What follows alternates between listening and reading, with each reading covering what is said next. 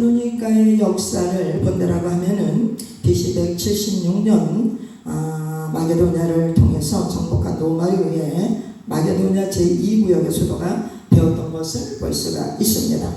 BC 142년 마게도냐 제주적이 되자 주의 수도가 되었고요. BC 42년 로마의 이사 네란 때 빌립보 부근의 싸움에서 옥타비아단을 산 후에 아구부스투라는 황제의 편의성으로 인하여서 자유를 얻는 특권을 받은 것이 마게도냐라는 것을 오늘 성경이 우리에게 말씀해주고 있는 걸 여러분들만 다 아실 줄로 믿습니다. 특별히 마게도냐는 풍요로운 농고 지역의 농사지역을 보다 보니까 해역과 이렇게 농토를 연결이 되어서 무역이 굉장히 발달했던 도시였고, 이 발달한 도시를 통하여서 물건이나 모든 것들이 재정적으로 어려움이 없는 이런 일을 했다, 이런 마게도냐였다라는 것을 볼 수가 있지요. 이러는 가운데서 오늘 성경을 보면은 바울과 실라가 전략을 세우는데, 어디에 전략을 세우느냐면 데살로니가에 전략을 세우는 것을 볼 수가 있습니다. 복음은 전략을 세워야 잘 이루어지는 줄 믿으시기를 축복합니다. 바울과 실라는 여러분들이 잘 가실 사도행전 16장을 가서 보면 굉장히 빌립보 감옥에서 어려움을 겪습니다. 그런데도 불구하고 바울과 실라가 데살로니가의 교회를 세우는 전략을 세우다는 것은 전폭적인 주권 하나님의 뜻이 아니었는가 생각을 해보고요. 또 한 가지는 그곳에서 하나님의 성령과 계획이 있었다라는 것을 볼 수가 있는 줄로 믿습니다. 그 말씀에 사도행 2장 2절 가서 보면 너희 아는 바와 같이 우리가 먼저 빌립보에서 고난과 눈물과 능력을 당하였으나 우리 하나님은 힘입어 많은 싸움 중에 하나님의 복음을 저에게 말하였다라고 이렇게 말씀을 하고 있습니다. 빌립보 감옥에서 바울과 실라가 옥중에서 정말 깊은 곳에 들어서 창고를 채우고 힘들고 어려운 일을 다녔다 할지라도 여호와 하나님을 바라보고 기도하고 간구했을 때에 그는 하나님이 찬양을 통하여서 옥고와 더 나가서 창고가 풀려지는 귀한 역사가 일어났던 것을 볼 수가 있을 때에 많은 무지로 말미암아 능력을 당하고 힘을 말할 수 없이 핍박을 당한다 할지라도 그는 살아있는 생명의 하나님을 위해서 데살로니가 교회에 이와 같은 귀한 은혜의 역사를 이뤄가는 것을 볼 수가 있는 줄 압니다. 오늘 데살로니가 교회가 유럽에서 빌립보 교회에 의해 두 번째로 세워진 것이 바로 교회다, 이 교회다라고 성경은 우리에게 제시하고 있음을 믿으시기를 바라고요. 그렇다고 하면은 바울이 데살로니가 교회에서 사역을 할 때 어떤 사역을 했느냐 참 중요한 겁니다. 오늘도 우리가 각자 여러분들의 사역 속에서 하나님의 일을 해드리고 있는 줄로 믿습니다. 근데 그 사역이 어떻게 하나님으로부터 합당한 사역이고 그 사역을 통해서 하나님의 교회가 이루어져 나가는 것을 우리는 아는 줄로 압니다. 2절은 안식일의 성경을 가지고 강론했다라는 말이 17장 2절에 이렇게 되어 있습니다. 빌립보 어딥니까? 베리아의 신사적인 이 성도를 만나기를 원하여서는 17장 전체를 약간 좀 훑어봐야지만이 오늘 본문의 내용이 우리에게 좋은 교훈을 주실 줄로 믿습니다. 그런데 바울이 가는 것은 역시 복음이다라는 겁니다. 본문 17장 2절을 보니까 바울이 자기의 규례대로 저에게로 돌아가서 제 안식일의 성경을 가지고 강론을 했다라고 되어 있어요. 아멘. 강론을 했다. 강론. 자, 오늘 목사는 성경을 가지고 선포하는 종이 하나님의 종인 줄 믿으시기 바랍니다. 우리는 어느 곳을 가든지 하나님의 쓰라면 서야 될 것이고 죽으라면 죽어야 될 것이고 해야 되라면 해야 되는 사역자들입니다. 이 사역을 통해서 일을 할 때에 바울이 보면은 가는 곳마다 하나님의 교회를 세워나갈 때마다 가서 강론했다, 말씀을 선포했다 이렇게 되어 있는데, 과연 이 말씀을 선포할 때에 성경을 비유적으로 우리가 본다라고 하면 행전 8장 35절에 빌립이 이 글에서 시작하여 이렇게 되어 있어요. 빌립은 집사입니다, 여러분. 집사인데도 불구하고 이 글에서 시작하여 예수를 가르쳐 복음을 전하니 라는 말이 나와요. 그러면 빌립이 누구를 통해서 이 글을 통해서 시작하여 복음을 전했느냐? 굉장히 중요한 사건이 제시되고 있지요. 이 글은 여러분들이 잘 알다시피 에티오피아 여왕 간닥의 국보를 맡은 사람이에요. 에티오피아 여왕의 국보를 맡은 간닥에가 6월절이 돼가지고 예루살렘에 예배를 드리러 왔다가 내려가는 도중에 사마리아 성에서 복음을 증가하는 빌립을 통해서 빌립아 광야로 가라라는 명령을 받습니다. 사마리아 성에 가서 여러분들 얼마나 빌립이 많은 일을 했는지 그 성이 사마리아 성 400년 8장 1장 8장 6절을 가서 보면 이 성에 큰 기쁨이 있었다라는 말을 합니다. 귀신이 쫓겨나가고 세상을 말하고 병든 자가 일어나고 많은 사람이 예수 그리스도를 구주로 섬기는 이 놀라운 역사를 우리는 400년 8장에 가서 빌립의 사역에 가서 보는 줄로 믿습니다.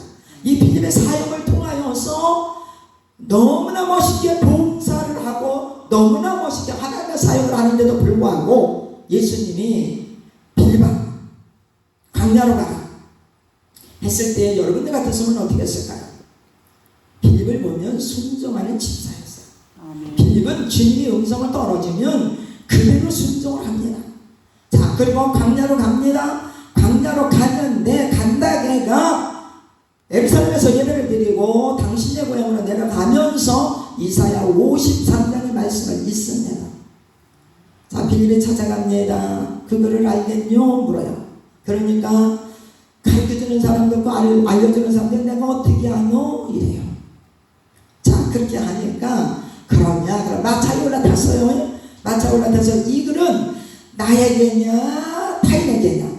이 글을 쓴 사람에게냐? 아니면 타인에게냐? 간다게가 묻습니다. 그러니까 이 글을 예수로 시작하여 예루살렘에서 예수님의 십자가에 돌아가신 그 사건을 통하여서 가르쳐주는 내용이 지금 빌립이에요. 아멘. 아멘. 네. 여러분 여기서 우리가 볼 때에 사도행전 2장 14절 16절 들어가서 베드로가 성령의 충만을 받고 외칩니다. 많은 사람들이 미쳤다라고 합니다. 행전 2장 1절에서 4절의 말씀에 성령의 불의 역사가 받은 이후 그들은 각 나라 방언으로 말을 했다고 했습니다. 많은 사람들이 조롱을 합니다. 야, 저 갈릴리 어부들 아니냐? 어떻게 저렇게 유명한 소리를 저렇게 할 수 있느냐? 여러 가지 조롱과 멸시와 전등 가운데서 이들에게 바울이 선포를 합니다. 어떤 선포를 할까요? 베드로가 열한 사도와 같이 서서 소리를 높여 가로되 유대인들과 예루살렘에 사는 모든 사람들아 들어라. 하나님의 말씀은 들음으로 믿음이 생기는 줄 여러분들 믿으시기를 축복합니다. 아멘. 그러면서 내 말을 기울여. 내 말을 기울이라. 하나님의 말씀을 청종할 때 우리 귀는 열리고 열린 귀는 하나님의 말씀을 청종할 때 들어지고 나면 믿음이 생기고 믿음이 생기면 역사가 일어난다. 이것이 성경의 얘기예요. 믿습니까? 할렐루야. 왜 너희들 이걸 이상하게 생각하느냐? 요엘서 2장을 가면 요엘 선지자가 200이 말을 예언한 사건이야. 근데 지금에 와서 약속하신 예수 그리스도의 그 성령의 역사가 보혜사 성령이 오셔서 마가의 나라방에서 일을 하는 건 당연한 일이야. 그러니 하나님의 삶을 가지고 베드로 사도가 외쳤을 때에 여러분 행전 2장 37절 38절 가면 마음의 찔려 이렇게 되어 있어요. 하나님의 말씀을 부를 때 찔려야 회개의 역사가 일어나는 거예요. 믿습니까?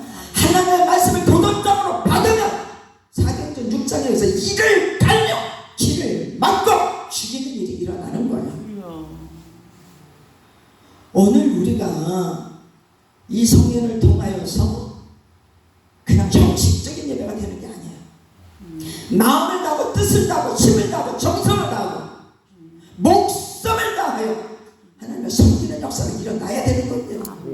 그래야 내 영이 뜨거워지고 내 영이 가는 곳에 가는 곳마다 불이 던져지는 거예요. 오늘날 세상은 폐악한 세상이고 세상은 정말 사람을 믿을 수 없는 세상. 오직 그분 외에는. 이런 세상에 목사들이 여러분 성경을 바로 알지 않고는 역사가 일어나지 않아요. 믿으시기 바랍니다. 그런 가운데서 3절 하시면 뜻을 잘 풀었다 이렇게 되어 있어요. 하나님의 성경을 읽고 뜻을 잘 풀어줘야 역사가 일어나는 거예요. 성경 읽고 엄한 데 가서 끌어다가 붙이는 일 하지 마시기를 부탁드립니다.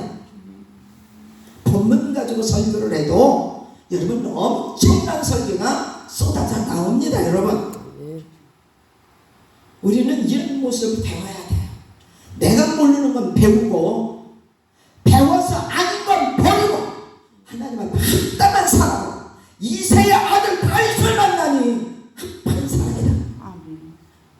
그가 내 일을 다 이루리라. 아멘. 오늘 이 시대에 그 내 일을 다 이룰 수 있는 우리 모두가 되기를 축복합니다. 축복합니다.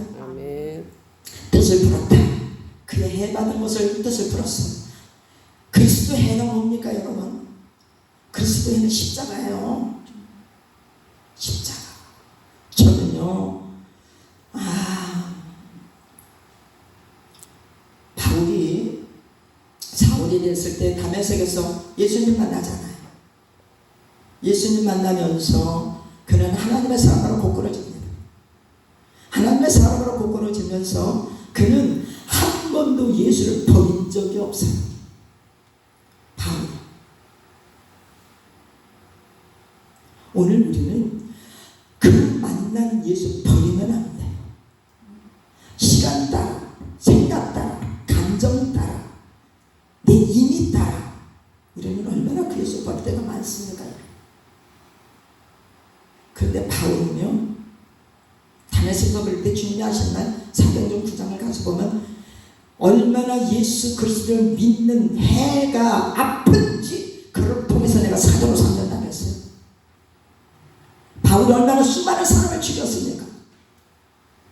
그는 유대인으로서 가말리엘의 문화상으로서 얼마나 수많은 사람을 죽였어요. 그는 죄책감이 없었어요. 여러분 스데반을 줄 때 가방 특별히 큰 사람이 여러분 바울이에요. 아닌 걸 치라고 만든 사람이 바울입니다. 여러분 그랬는데도 불구하고 하나님이 그 사람을 사랑하셔서 불을 주셨고 사명을 주셨고 일꾼으로 세우셔서 성경을 13권을 쓰는 이 놀라운 기적을 했다는 것은 대단한 하나님의 사랑으로 붙들지 않은 건 살 수 없는 겁니다. 오늘 저와 여러분 그 뜻에 이게 설교를 다 하려면 이거 제가 처음부터 저를 설교를 줬으면 그냥 다 할 건데 이게 참 그러네요. 아침 식사도 있고 행전 3장 18절입니다. 하나님의 모든 선지자의 입을 위탁하사 자기의 그리스도 해받은 일을 미리 알게 하셨다. 하나님의 선지자는 하나님의 종들은 하나님의 일을 할 때 미리 그 종에게 보이지 아니하고는 절대로 일을 하지 않았어요. 성도가 목사 위에 올라갈 수 없어요. 하나님의 교회는 하나님의 종을 통해서 계시가 내려오고 그 계시를 통해서 일하는 게 하나님의 교회입니다. 그렇기 때문에 예수 그리스도가 해받으실 것을 미리 구약의 선지자를 통하여서 다 알게 하셨다. 다 보게 하셨다. 깨닫게 하셨다. 이때 오셔서 십자가 죽는 걸 예언하셨다. 그러니까 십자가 돌아가신 예수는 그냥 죽은 게 아니다 이 말이에요. 하나님 예정전에 다 각본수도 있었다는 얘기죠. 믿습니까? 요일서 2장 2절에 저는 우리 죄를 위한 화목제물을 얘기하면서 예수님 십자가에 돌아가신 사건 얘기를 하는 거예요. 그분의 우리 위해서 화목제. 믿습니까? 나의 죄 흉악하나 눈과 같이 씻겠네. 할렐루야. 나의 죄 흉악하나 눈과 같이 씻겠네. 그 죄를 사하시려고 하나님의 아들 독생자 품에서 요한복음 1장 18절 말씀에 나오셨다 이렇게 되어 있어요. 독생자 품에서 나오신 예수 온 인류의 죄 너의 죄 나의 죄를 위해서 그분은 십자가의 해를 받고 돌아가시는 것이 이미 예언되어 있었다 라는 뜻을 성경이 우리에게 교훈주고 여러분들 있는 걸 믿으시기를 바랍니다. 그러면서 죽은 자 가운데서 살아나신 주 그는 죽을 수 없음을 행전 2장 24절 말씀에 하나님께서 사망의 고통을 풀어 살리셨으니 이는 그가 사망에서 배어 있을 수 없느니라. 하나님의 아들 예수는 사망에 매어 있을 수 없는 분이십니다. 아멘. 믿습니까? 아멘. 그래서 죄에서 자유를 주는 거예요. 죄에서 자유를 얻게 하는 보혈의 능력 주의 보혈. 목소리가요 제가 요즘에 많이 다녀서 좀 쉬었어요. 여러분 자유 죄에서 해방받은 그 예수 그 사랑이 얼마나 귀하고 아름다웠던지 그 예수는 죽은 자 가운데서 사망의 고통에서 풀리셔서 살리신 하나님의 능력 그 아들 예수 만왕의 주 그리스도인들 여러분들 믿으시기를 다시 한번 부탁을 드립니다. 시편 16편 10절을 보면 이는 내 영혼을 음부에 버리지 않게 하셨다. 절대로 택한 백성 음부에 버리지 않으세요. 한번 택한 백성 여러분 그분을 따라 섬기고 노력하고 애를 쓰는 자 사단의 법에게 주지 않습니다.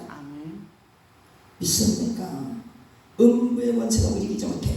요한 마태복음 16장 베드로야 요한아 네가 복이 있다 그랬어요. 주는 그리스도시요 하나님의 아들이심을 내가 믿는다 이 말이야. 그리스도시요 하나님의 아들임을 내가 믿는다 이 말이에요. 그러면서 뭐라고요? 음부의 권세가 네가 이기지 못한다. 천국 열쇠를 내게 주노니 아멘. 열면 다른 자 없고 다니면 열자가 없는 그 이가 오늘도 이 자리에 오셔서 문을 열고 두드리는 귀한 역사가 임하는 걸 우리는 여기서 깨닫기를 바랍니다. 아멘. 우리는 이 예수를 만나야 돼요. 수천 번 수만 번 예배 드려서 예수 못 만나면 그건 인생 헛되게 산 거예요. 저는 성도한테 그런 얘기를 합니다. 교회 나오기 싫으면 그냥 실컷 가서 놀아라 이 말이에요. 놀고 지옥 가라 이 말이에요. 아니 지옥을 놀지도 못하고 가면 얼마나 억울할 거야. 그렇잖아요.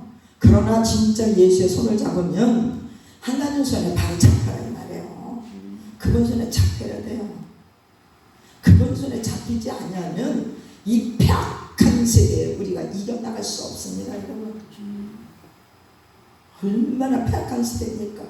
불법이 성하면 사랑이 식어진다고 고린도전서 13장 맨 마지막 절에 이 말이 되어 있잖아요. 믿음, 소망, 사랑 가운데 그 중에 제일 사랑이라고 했지만 과연 우리 목사님들 사랑을 얼마나 하십니까? 진짜 사랑하시나요? 정말 울리는 깽마리 같은 사랑하지는 않으신가요?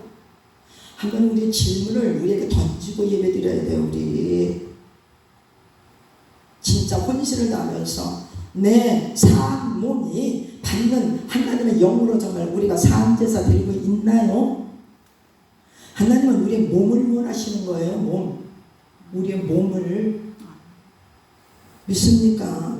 이 몸을 주님 앞에 드릴 때 여러분 예배가 교회에서 저희 교회는 35분에 설교가 끝나요. 35분에 이 설교를 못 받아 온몸이 비틀어지는 사람이 얼마나 많은 줄 아십니까?